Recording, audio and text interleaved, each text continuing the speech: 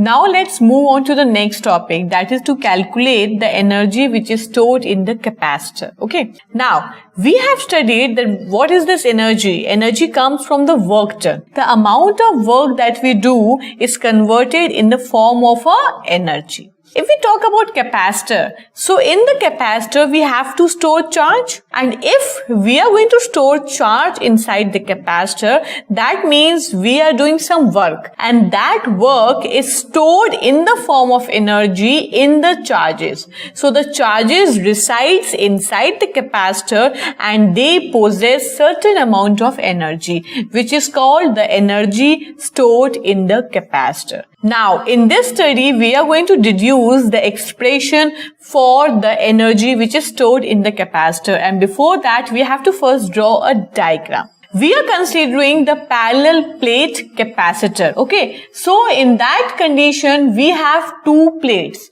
This is plate number, let's say A, and this is plate number, let's say B. So, these are two parallel plate capacitors.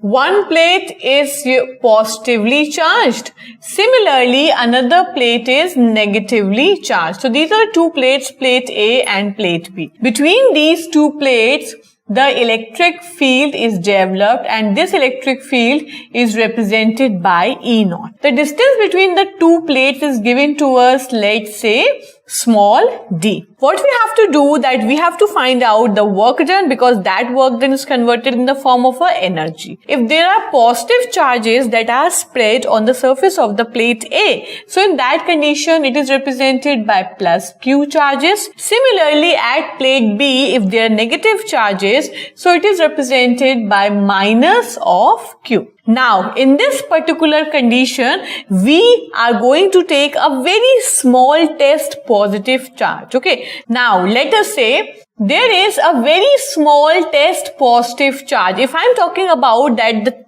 charge is very small, so that means I am representing it, let's say, by D of Q. Now, this positive charge has a tendency to move towards the negative charge. Okay, this is the normal force of attraction. But if we have to find out the work done, so we have to work against the nature of the charge. That means we have to apply the force on this positive charge to move it in the opposite direction. That is, the force that we are applying should be high enough so that it overpower the force of attraction between the positive and the negative charges. So this is the force which is applied towards the positive plate. Okay. Now, if we are applying some force against the nature of this dq charge, that means we are doing some work, and that work let us represent by d of w. Why d of w? Because d of w represents very small amount of work done.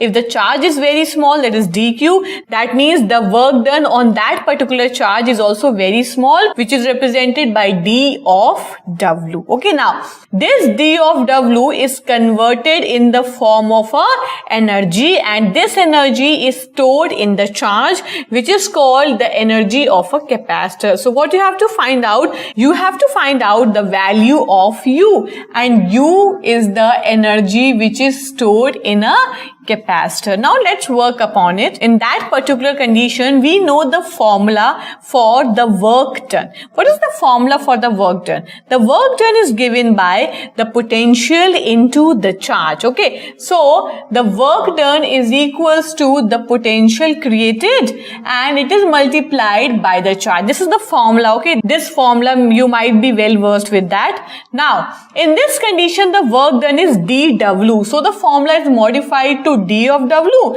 Similarly, the charge in this condition is d of q. So the formula also modifies to d of q. Now, we know that there is a formula of a capacitance. What is the formula of a capacitance?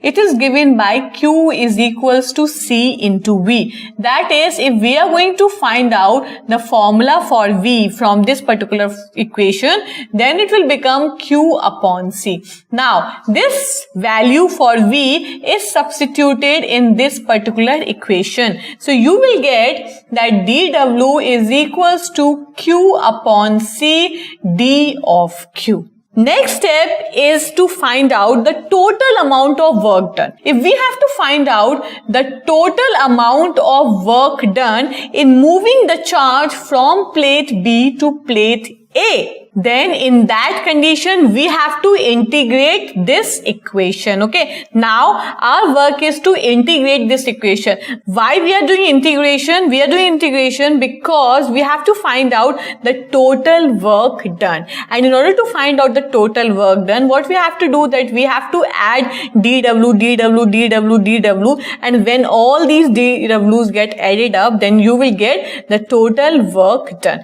So now in this condition we have to integrate the both sides. If I am going to integrate the both sides, so in that condition I have to substitute the limit. Okay, in the case of dW, the limit is that work start from 0 till maximum, that is W. Similarly, in the case of dQ, the charge starts from 0 and it ends at the final limit, let's say capital Q.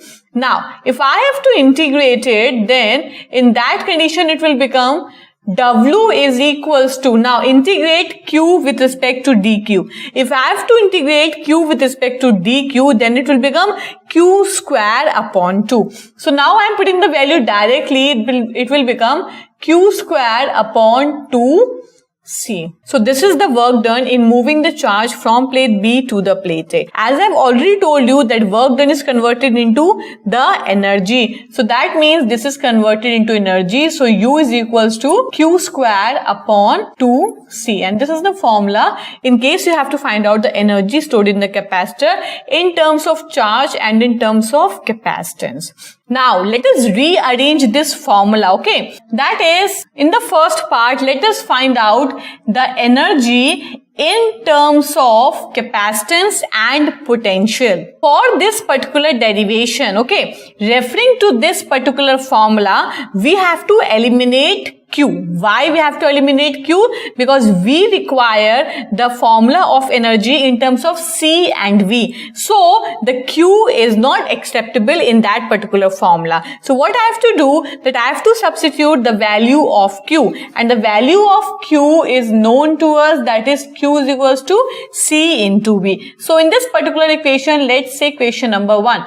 So we can say that in equation number 1, we have to do some modifications, okay? And the modification is done by substituting the value of Q in equation number 1. So when we substitute the value, so you will get Q square. So it becomes C square V square upon 2C. C get cancelled out and you will get the answer 1 by 2 C V square. So this becomes the another formula for the energy stored in a capacitor. Now let's come to the second case. In that particular case, we have to find out the expression of energy in terms of Q and V. Again, we have to use equation number 1 and do little modifications. And what are the modifications? Now let's see. In this particular part, we have to find out the energy which is dependent upon Q and V. So from the equation number 1, we have seen that U is dependent on Q. Okay, it's good. But it is dependent on capacitance also. So instead of capacitance, we need a relation of energy with that of the potential. So how it is done? We have to substitute the value of C in the equation number 1. And what is the value of C? The C is given by Q upon V. Okay. This is, let's say, equation number 2. So from equation number 2, you have to put the value in equation number 1 and you will get your answer. Now let's see. Using equation 1. So what is your equation? U is equals to Q square upon 2C. Okay, instead of C, we are going to put the value from equation number 2. So it will become Q square upon 2 into Q and V goes in the numerator. So this Q get cancelled out and your answer would be 1 by 2 Q of V. This will become another formula of the energy stored in the capacitor in the form of Q and V. So now what we have concluded, that we got 3 formulas. One formula is this in terms of Q and C. So this is your equation number A. Similarly, this is the second formula, equation number B, and this is the third formula, that is equation number C. So depending on the requirements, that is as stated in the numerical, you can easily substitute the value in any of the equation and you can easily find out the energy stored in a capacitor. Now, there is another method in order to find out the energy stored in the capacitor, and let's see how it will work. This is known as graphical method, okay? We all know that in the case of capacitor, the amount of charge which is stored in the capacitor, it is directly proportional to the voltage applied across the two plates of the capacitor, okay? Now, in that particular condition, if I have to draw a graph, so now at the x-axis, let's say we are going to take a parameter, and at the y-axis, I am going to take charge as the parameter. As the charge and the potential are directly proportional to each other, and that is they vary linearly with respect to each other, so the graph is also a linear graph like this, okay, straight, uniform, linear graph. If I have to calculate the area enclosed by this graph. So this is the area which is enclosed by this graph, and this area is the amount of the energy stored inside it.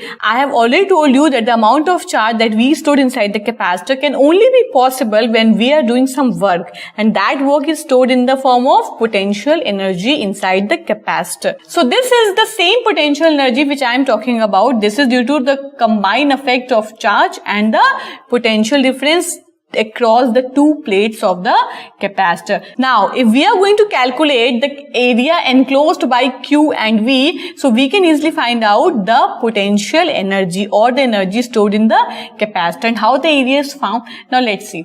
This is a triangle, okay? What is the formula for a triangle? The triangle is given by half into base into height. So, base, let's say it is 0. Let's say it is O. It is A and it is B. Okay. So the base becomes OB while the height becomes A of B.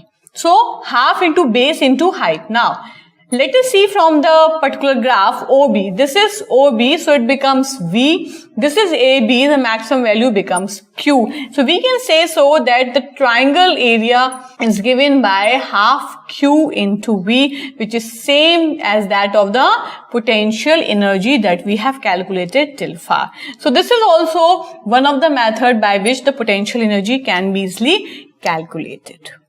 Moving on to the next topic, that is energy storage in series and parallel combination. Okay, we all know that when the capacitors are connected in bulk, then in that condition there are two possible combination. One is series combination and the other is parallel combination. So now we have to check out that in the case of series combination or the parallel combination, what are the different energy concerned. Now, in order to calculate in both the cases, that is in series combination while in the parallel combination, we have just made a comparison level. Now, what I'm going to do that I'm going to derive for the series combination and then similarly for the parallel combination, and we have to check out the difference between the two. First, let's talk about the series combination.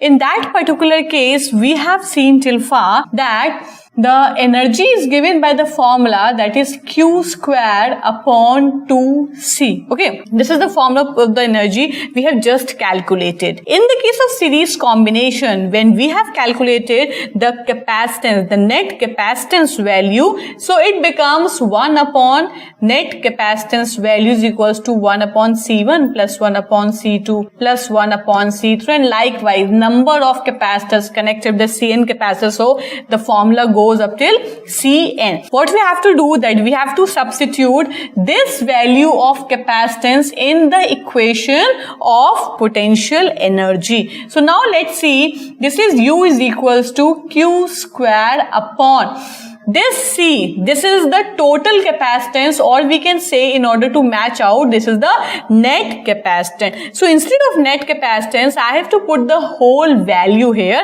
and how the formula comes now, let's see. In this condition, the formula modifies to 1 upon C1 plus 1 upon C2 plus 1 upon C3, and it goes on and on till 1 upon Cn. Now, if I open the bracket, then it becomes q square upon 2c1. Similarly, q square upon 2c2, q square upon 2c3, and likewise till here q square upon 2cn. So now you can see here what is the potential energy in this condition. Q square upon 2c net capacitance value gives rise to the total potential.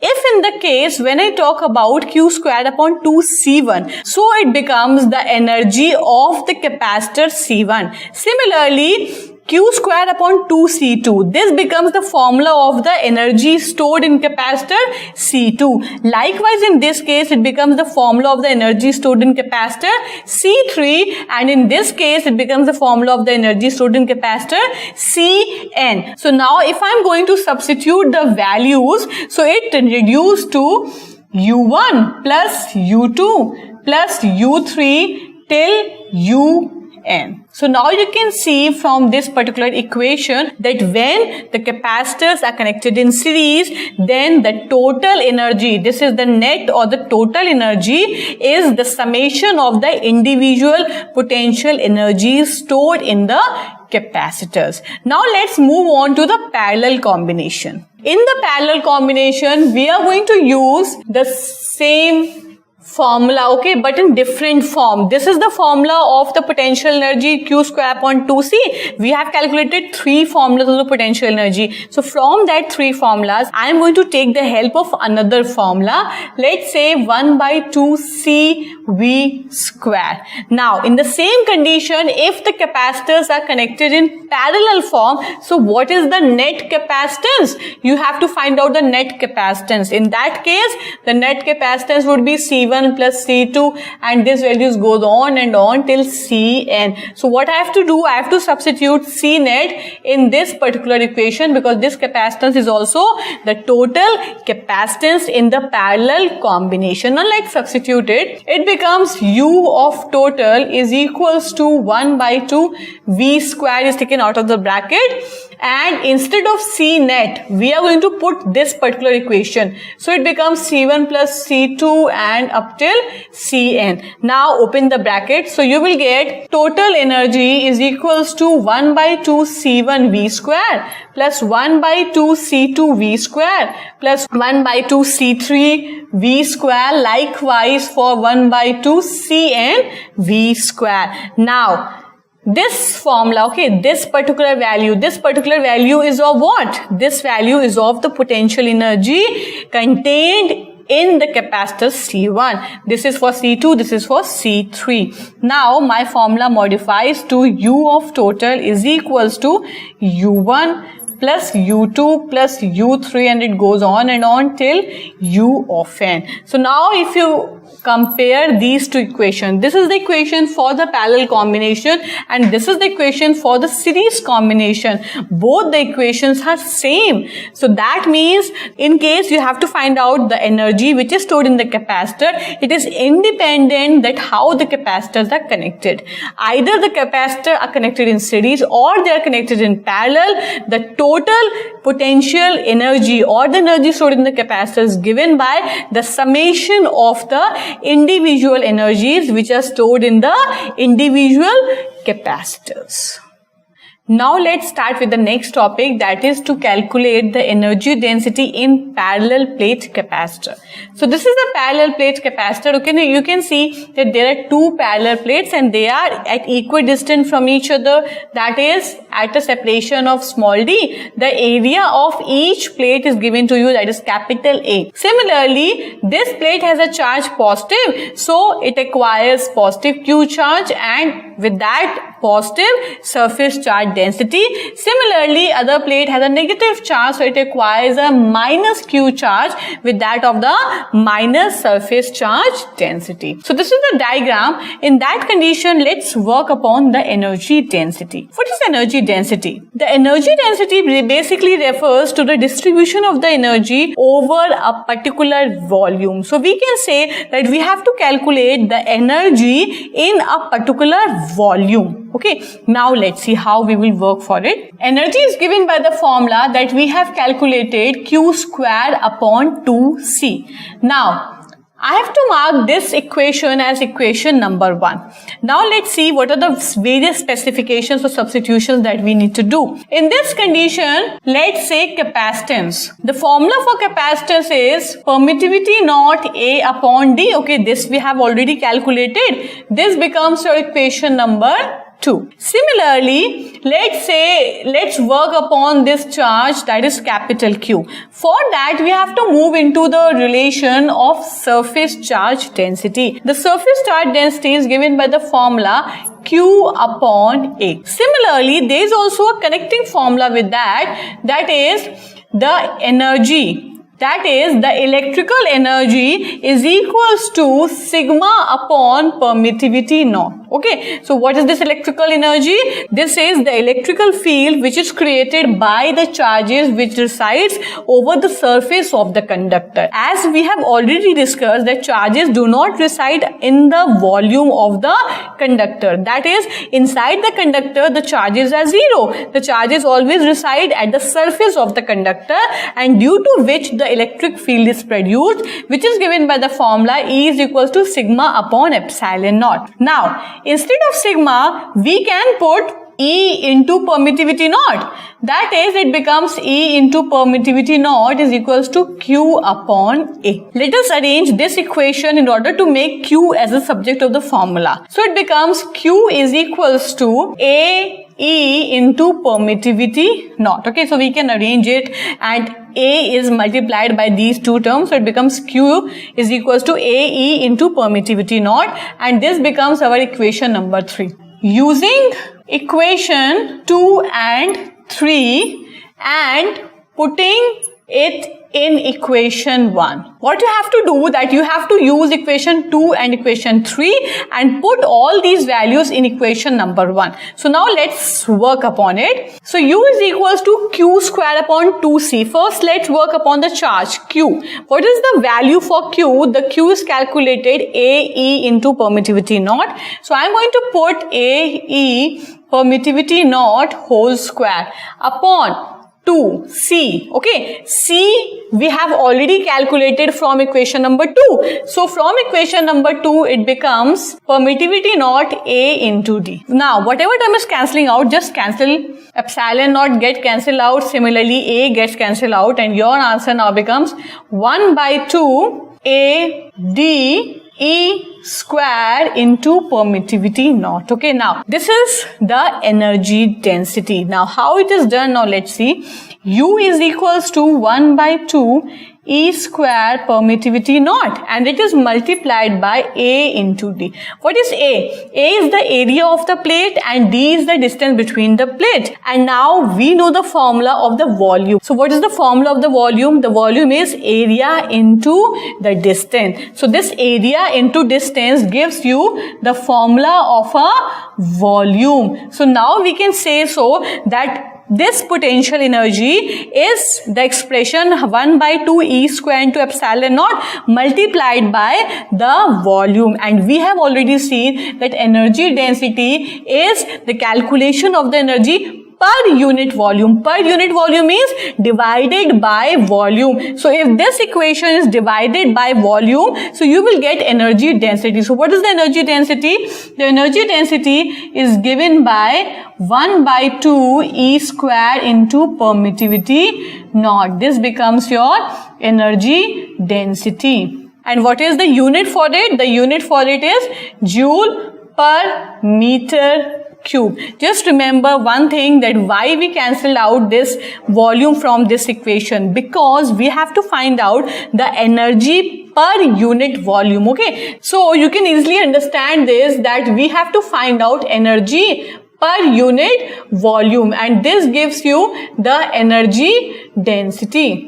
So this is the whole energy. If this is divided by volume, what is the volume? Volume is AD. So AD will get cancelled out, and you are only left with 1 by 2 E square into permittivity naught, which is your energy density. So this is all about the energy stored in the parallel plate capacitor.